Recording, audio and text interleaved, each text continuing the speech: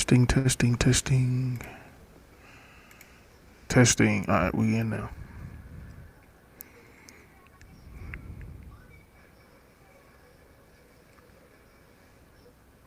What's going on, everybody? Welcome back to the TBS show, and I am Shaq. And if this your first time here, this is the place where we laugh together, learn together, check on each other's mental health, and most importantly, grow in God's word together. Last time we talked about Joseph and what happens when nobody's watching. We talked about character. We talked about temptation. We talked about doing the right thing, even when doing the right thing doesn't immediately make life easier. And Joseph's story teaches us something important.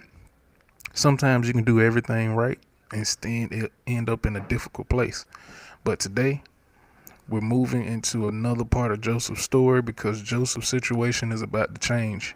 The pit is behind him, the prison is behind him, and now the palace is in front of him. But here's the question: what happens when the blessing finally comes? Because it's easy to trust God when you don't have anything. But what happens when you finally get what you've been praying for? What happens when the money comes? What happens when the opportunity comes? And what happens when the people start listening to you? What happens when your name start getting recognized? What happens when you finally get the position that you've been asking God for? That's when another test begins. Today, we're talking about the prosperity test, the power test, and what happened when God finally opened the door. Now let's get into it. But you know how we do. Before we get into today's message, you already know what time it is. It's time for our mental health check.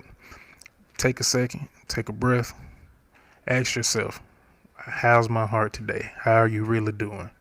Maybe you're excited about something. Maybe you're frustrated.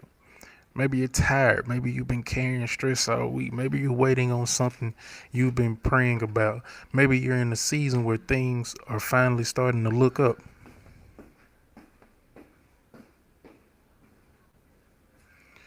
Whatever it is, just take a moment and acknowledge where you are.